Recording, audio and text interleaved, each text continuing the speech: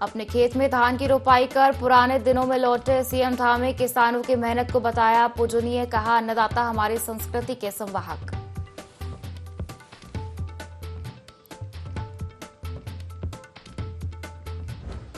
छह साल बाद फिर शुरू हुई कैलाश मानसरोवर यात्रा। आज मुख्यमंत्री पुष्कर सिंह धामी कैलाश यात्रियों के पहले दल को करेंगे रवाना। पहले दल का टनकपुर में ढोल नगाड़ों के साथ हुआ भव्य स्वागत।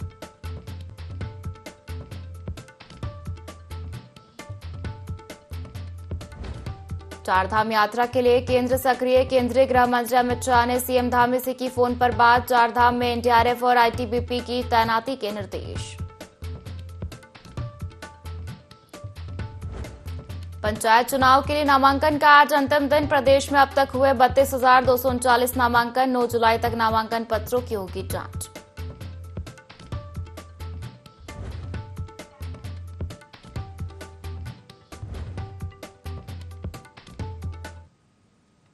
नमस्कार, बहुत स्वागत है आपका देवभूमि लाइव देख रहे हैं आप और मैं हूं आपके साथ पायल। बुलेटिन की शुरुआत करेंगे देहरादून से आ रही बड़ी खबर के साथ, जहां चारधाम यात्रा को लेकर केंद्र सक्रिय है। केंद्रीय गृह मंत्री अमित शाह ने सीएम धामी से फोन पर बात की है। केदारनाथ धाम सहित संवेदनशील क्षेत्रों में अतिवृष्टि की विस्तृत जानकारी ली। चारधाम में एनडीआरएफ और आईटीबीपी की तैनाती के निर्देश भी दिए गए हैं। उत्तराखंड में सुचारू रूप से चारधाम यात्रा चल रही है। तो देखिए, चारधाम यात्रा चल रही है उत्तराखंड में, लेकिन बारिश के कारण यात्रा बाधित भी हो रही है। ऐसे में लगातार जो है केंद्र सरकार भी चारधाम यात्रा पर नजर बनाए हुए है। केंद्रीय गृह मंत्री अमित शाह ने सीएम धामी से फोन पर बात की है। केदारनाथ धाम सहित संवेदनशील क्षेत्रों में अतिवृष्टि की विस्तृत जानकारी ली। चारधाम में एनडीआरएफ और आईटीबीपी के तैनाती के निर्देश भी दिए गए हैं, ताकि यात्रियों को और श्रद्धालुओं को कोई समस्या न आए। तो उत्तराखंड में सुचारू रूप से चारधाम यात्रा चल रही है। समय समय पर केंद्र और राज्य सरकारें मिलकर कार्य कर रही है, ताकि यात्रियों को कोई असुविधा न हो। तो देखिए, स्वयं केंद्रीय गृह मंत्री अमित शाह ने सीएम धामी से फोन पर बातचीत की और केदारनाथ धाम सहित जिन क्षेत्रों में अतिवृष्टि हो रही है वहां की विस्तृत जानकारी भी ली है। साथ ही चारधाम में एनडीआरएफ और आईटीबीपी के तैनाती के निर्देश भी जारी किए गए हैं। उत्तराखंड में सुचारू रूप से चारधाम यात्रा चल रही है, लेकिन बारिश के कारण और अतिवृष्टि के कारण लगातार जो है चारधाम यात्रा बाधित हो रही है। लेकिन जवान वहां पर आईटीबीपी और एनडीआरएफ के तैनात है, जो कि लगातार यात्रियों की सहायता कर रहे हैं। केदारनाथ धाम की यात्रा भी कुछ समय के लिए रोक दी गई थी और इसके बाद फिर से यात्रा को सुचारू किया गया। तो लगातार जो है अतिवृष्टि यात्रियों की आवागमन में बाधा बन रही है, लेकिन केंद्र और राज्य सरकारें मिलकर लगातार यात्रियों की सुविधाओं का ध्यान रख रही है। सुरक्षा बल के जवान चारधाम यात्रा के रास्ते पर मौजूद है। ऐसे में लगातार यात्रियों को सुरक्षित बाहर निकाला जा रहा है। जिन जगहों पर अतिवृष्टि हो रही है, संवेदनशील जहां क्षेत्र है, वहां की जानकारी केंद्रीय गृह मंत्री अमित शाह ने सीएम पुष्कर सिंह धामी को फोन कर जानकारी प्राप्त की है। तो देखिए, अतिवृष्टि की विस्तृत जानकारी केंद्रीय गृह मंत्री अमित शाह ने ली है। चारधाम में एनडीआरएफ और आईटीबीपी के जवानों की तैनाती के निर्देश दिए हैं। साथ ही उत्तराखंड में सुचारू रूप से चारधाम यात्रा चल रही है। और इसी खबर पर ज्यादा जानकारी लेंगे, हमारे साथ संवाददाता विनय सूद देहरादून से लाइव जुड़ गए हैं। विनय, चारधाम यात्रा लगातार उत्तराखंड में चल रही है और ऐसे में केंद्र और राज्य सरकारें मिलकर कार्य कर रही है, ताकि यात्रियों को कोई असुविधा ना हो। केंद्रीय गृह मंत्री अमित शाह ने सीएम धामी से फोन पर बातचीत की है, क्या कुछ अधिक जानकारी इसको लेकर? जी बिल्कुल, देखिए आपको बता दें कि जिस तरीके से उत्तराखंड की अगर बात करें तो उत्तराखंड में लगातार जिस तरह से जो चारधाम यात्रा है वो सुचारू रूप से चल रही है। तो ऐसे में यहाँ पर केंद्र की भी अगर बात की जाए तो केंद्रीय गृह मंत्री अमित शाह ने भी इस दौरान जो है मुख्यमंत्री पुष्कर सिंह धामी से फोन पर बात की है और उन्होंने साफ तौर पर कहा है कि इस तरीके से जो बरसात है वो लगातार जारी है। तो ऐसे में किसी भी श्रद्धालु को कोई असुविधा ना हो, इसके लिए जो है यहाँ पर पूरी एहतियात बरते। साथ ही साथ एनडीआरएफ और बीपी की अगर बात करें तो जो टीमें हैं उनको भी तैनात करने के दिशा निर्देश मुख्यमंत्री पुष्कर सिंह धामी को यहाँ पर केंद्रीय गृह मंत्री अमित शाह ने दिया है। तो ऐसे में देखा जा सकता है कि पूरी तरह से जिस तरह से यहाँ पर उत्तराखंड सरकार की अगर बात करें तो उत्तराखंड सरकार का जो पूरा फोकस है वो यहाँ पर चारधाम यात्रा को लेकर है ही, साथ ही इसके अलावा जो केंद्र है, केंद्र में भी जो है पूरी मॉनिटरिंग जो है इस दौरान यहाँ पर चारधाम यात्रा को लेकर के की जा रही है, क्योंकि जिस तरीके से देश विदेश से बड़ी संख्या में जो श्रद्धालु है वो चारधाम यात्रा में पहुंचते हैं तो उनको कोई भी असुविधा ना हो, इसके लिए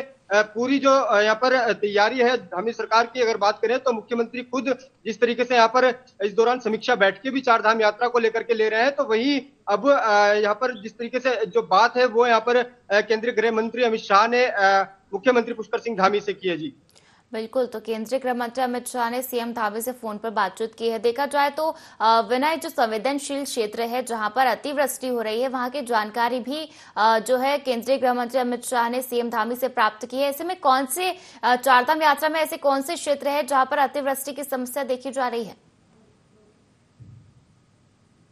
जी बिल्कुल, देखिए आपको बता दें कि जिस तरीके से चारधाम यात्रा उत्तराखंड में चल रही है तो वहीं अगर बात करें तो जो केदारनाथ है, केदारनाथ में जिस तरीके से अभी यहाँ पर अतिवृष्टि होने के कारण जिस तरीके से यहाँ पर काफी दिक्कतें भी आई थी, इसके अलावा और भी क्योंकि जो यहाँ पर बात करें उत्तराखंड में पहाड़ी क्षेत्र है और साथ ही साथ बद्रीनाथ की भी अगर बात की जाए तो बद्रीनाथ में भी मलबा आने के कारण जिस तरीके से जो मार्ग है वो बाधित हो गया था। तो ऐसे में लगातार सरकार की जो तैयारी है वो यही है कि किसी भी तरीके से कोई असुविधा इस दौरान उत्तराखंड आने वाले जो श्रद्धालु हैं उनको ना हो सके। तो ऐसे में देखा जा सकता है कि पूरी तैयारियों में जिस तरीके से यहाँ पर उत्तराखंड सरकार जुटी हुई है, तो वहीं यहाँ पर बात करें तो केंद्र से भी जो है पूरी मॉनिटरिंग जो है इस दौरान चारधाम यात्रा को लेकर के की जा रही है। जी बिल्कुल, कहा जा सकता है केंद्र सरकार स्वयं जो है चारधाम यात्रा पर निगरानी रखे हुए है और लगातार जो है असुविधा ना हो यात्रियों को, इसका भी ध्यान रखा जा रहा है। विनय, देखा जाए तो अगर उत्तराखंड के मौसम की बात की जाए तो हालांकि पहाड़ी एरिया है और ऐसे में मौसम लगातार यहाँ का बदलता रहता है। अभी किस तरीके का मौसम उत्तराखंड में देखा जा रहा है? जी बिल्कुल, देखिए मौसम की अगर बात करें तो मौसम जो है अभी फिलहाल जो है पूरे तरीके से यहाँ पर घने बादल जो है इस दौरान छाए हुए हैं उत्तराखंड में, और ऐसे में पूरी यहाँ पर जो व्यवस्थाएं हैं वो यहाँ पर दुरुस्त करने के दिशा निर्देश जिस तरीके से मुख्यमंत्री पुष्कर सिंह धामी ने दिए हैं अधिकारियों को, और समीक्षा बैठकें जिस तरीके से मुख्यमंत्री पुष्कर सिंह धामी मौसम को लेकर के भी इस दौरान अधिकारियों से ले रहे हैं, तो ऐसे में देखा जा सकता है कि पूरा जो फोकस है वो चारधाम यात्रा को लेकर के सरकार का तो है ही, साथ ही साथ मौसम के चलते चारधाम यात्रा में कोई दिक्कत इस दौरान ना हो सके, इसके लिए जो है पहले ही जो अधिकारी हैं अधिकारियों को दिशा निर्देश मुख्यमंत्री पुष्कर सिंह धामी ने दिए हैं। साथ ही साथ उन्होंने अपील भी इस दौरान जो है श्रद्धालुओं से की है कि जो भी यात्री इस दौरान चारधाम यात्रा में निकलते हैं तो वो पहले एक बार मौसम का हाल जरूर जान लेगी। बिल्कुल, और देखा जाए विनय तो चारधाम यात्रा मार्ग पर यात्रियों को क्या कुछ सुविधाएं दी जा रही है, क्या कुछ व्यवस्थाएं की गई है?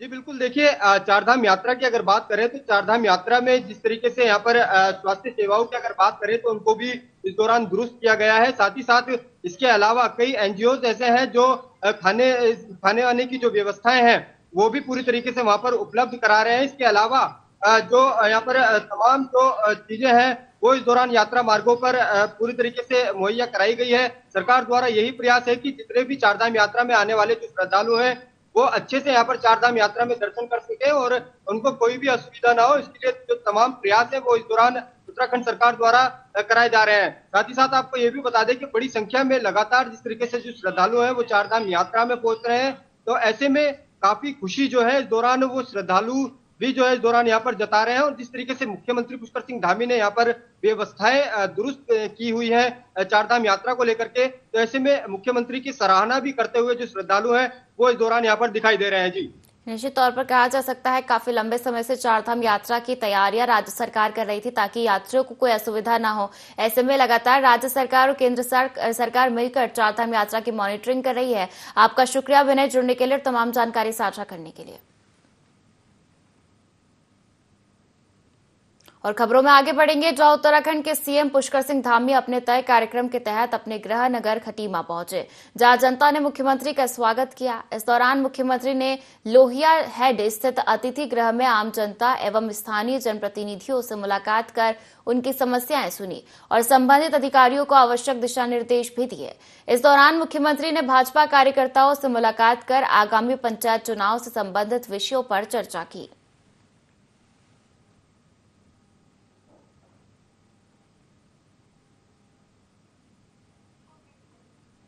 तो देखिए, सीएम पुष्कर सिंह धामी का दौरा रहा, जनता ने सीएम का स्वागत किया। खटीमा दौरा सीएम पुष्कर सिंह धामी का रहा और सीएम ने लोगों की समस्याएं सुनी, साथ ही अधिकारियों को त्वरित निराकरण के निर्देश भी दिए।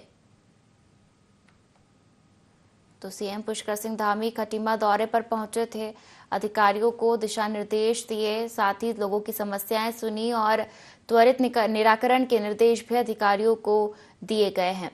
तो सीएम पुष्कर सिंह धामी का खटीमा में स्वागत किया गया और जनता की समस्याएं भी सीएम धामी ने सुनी और अधिकारियों को त्वरित निराकरण के निर्देश भी दिए।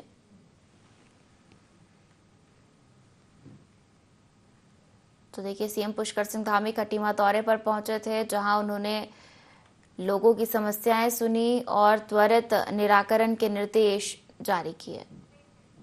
देहरादून में लगातार बारिश के चलते कई चौक चौराहों पर जलभराव की स्थिति बनी हुई है, जिसको लेकर मेयर सौरभ थपलियाल से बातचीत की IND 24 संवाददाता विनय सूद ने।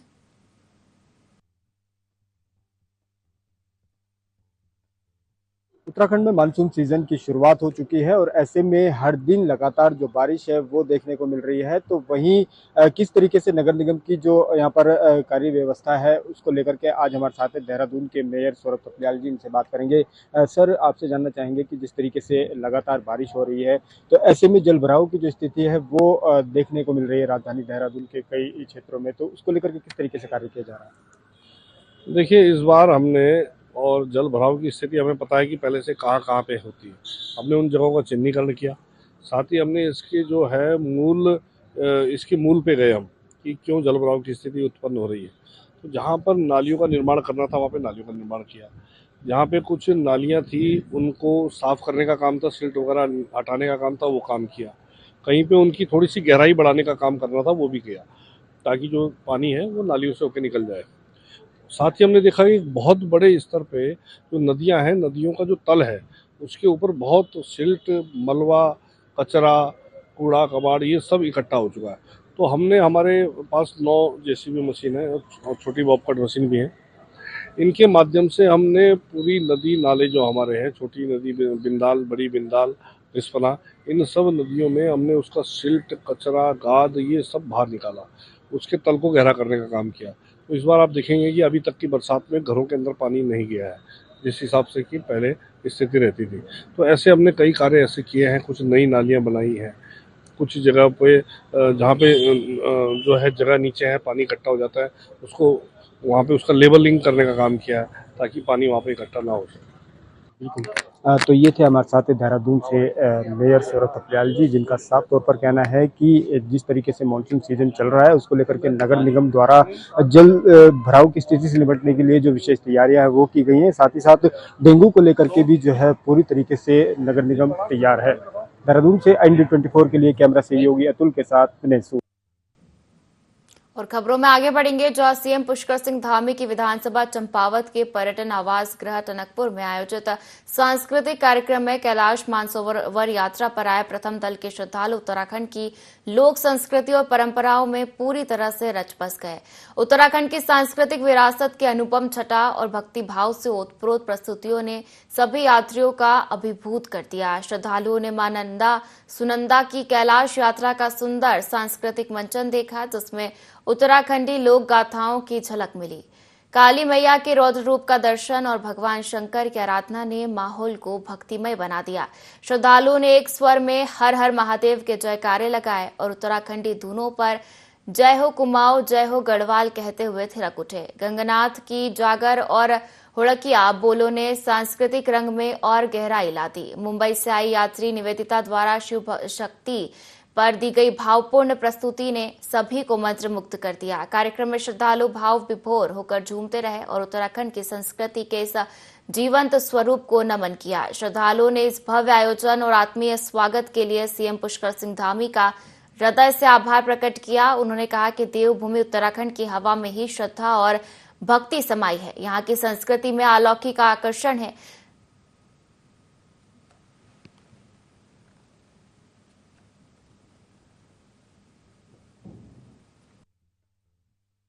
पहले तो हमारी केंद्रीय सरकार को धन्यवाद दूंगी कि उसने इस यात्रा को 2019 के बाद फिर उनके अथक प्रयासों के बाद ये यात्रा को ली।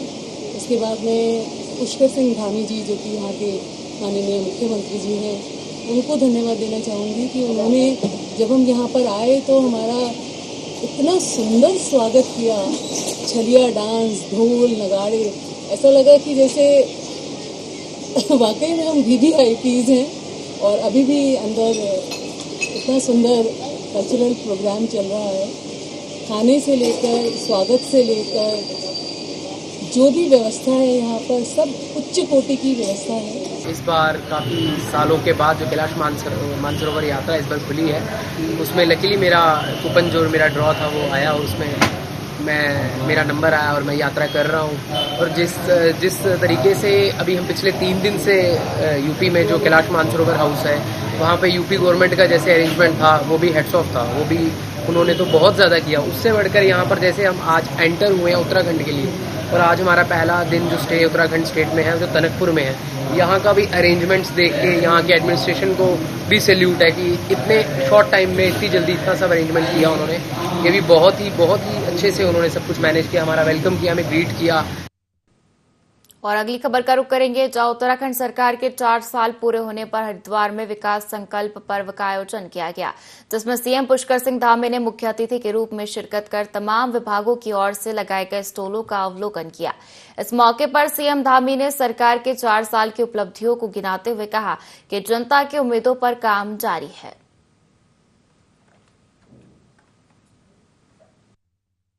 आज का ये दिन मेरे लिए कई अर्थों में विशेष है, क्योंकि आज ही के दिन 4 जुलाई 2021 को मुझे देवभूमि उत्तराखंड की सेवा करने का दायित्व दिया गया था।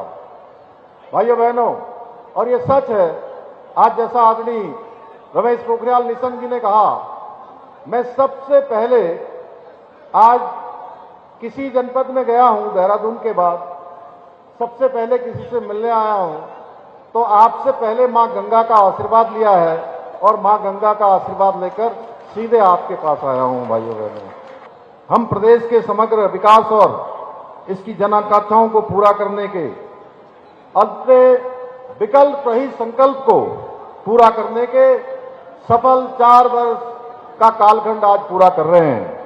मैं आज के इस अवसर पर देवभूमि उत्तराखंड की समस्त देवतुल्य जनता को प्रणाम करते हुए उनका भी आभार व्यक्त करता हूं। आपके द्वारा जताए गए भरोसे के बल पर ही मैं आज उत्तराखंड के मुख्य सेवक के रूप में प्रदेश की सेवा कर पा रहा हूं। यह आपका प्रेम ही है जो मुझे प्रत्येक दिन प्रदेश के विकास और समाज की प्रगति के लिए समर्पित भाव से कार्य करने के लिए ऊर्जा प्रदान करता है। और उत्तराखंड में धामी सरकार के 4 साल पूरे होने पर सीएम पुष्कर सिंह धामी ने ऋषिकुल मैदान में जनसभा को संबोधित करते हुए कहा कि उन्हें कठिन परिस्थितियों में राज्य की कमान मिली थी। उन्होंने महिला समूहों को बढ़ावा देने के लिए 1000 करोड़ के पैकेज की व्यवस्था की। सीएम धामी ने नकल विहीन परीक्षा कानून और यूसीसी लागू करने को पीएम मोदी के मार्गदर्शन का परिणाम बताया, जिससे युवाओं को रोजगार मिला। उन्होंने नदी उत्सव की शुरुआत मां गंगा के प्रांगण से की और कांवड़ यात्रियों को शुद्ध भोजन उपलब्ध कराने के निर्देश भी दिए।